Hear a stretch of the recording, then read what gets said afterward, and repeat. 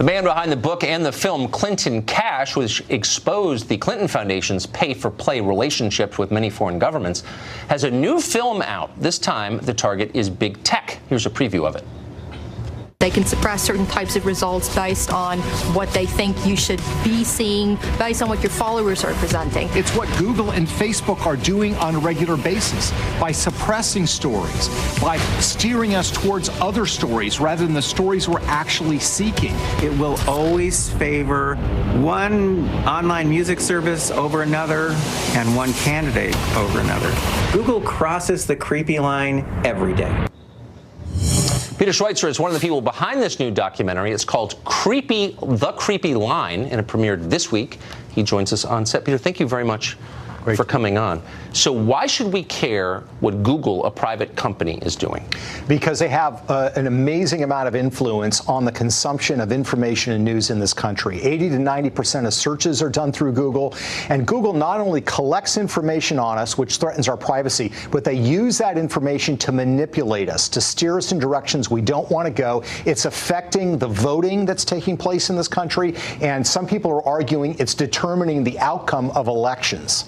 Well, so how could you have a meaningful democracy where the people rule in the face of corporate power this concentrated? Well, look, the mantra has always been you've got to have an informed electorate, right? The electorate needs to know what's going on. Well, the problem is if you have voters who are not high information voters, but they want to vote, and they're going to go to Google to guide them in the week before an election, and those results are skewed, and there's overwhelming academic evidence that they manipulate search results, you're going to have an electorate that is strongly influenced by the result. That undermines democracy. The fundamental problem is that people don't recognize that, they don't understand they're being manipulated, and unless something is done about it, the future of the republic is under threat. Yeah, you can't have a democracy under those circumstances. Yeah. But just to back up, you said there's overwhelming academic evidence that Google manipulates its search results. They deny that. Yes, they do. And here's the interesting thing, Tucker. They've denied this before. You remember 10 years ago or so, Yelp and some of these other companies, TripAdvisors, were accusing Google of manipulating the algorithm to suppress them in search results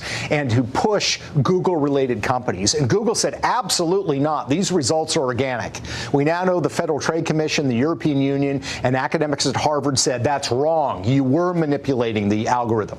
Their defense now is the same when it comes to political speech. The problem is that there's been numerous peer-reviewed studies done by Robert Epstein and others that clearly demonstrates they are suppressing news stories. And in fact, in the 2016 election, they found in all 10 search results from 1 through 10, Google was suppressing negative stories about Hillary Clinton and pushing positive stories about and pushing negative stories about Donald Trump. This by a researcher, by the way, who was a Hillary Clinton supporter, not a Trump supporter. This seems like the story of the century. Yes, it's huge story, and overlooked because it's confusing, it's difficult to understand, and it's happening behind the curtain. It's the Wizard of Oz behind the Iron Curtain. We're used to thinking about, Dan Rather, media bias. He makes a snarky comment. He makes a comment about George Bush.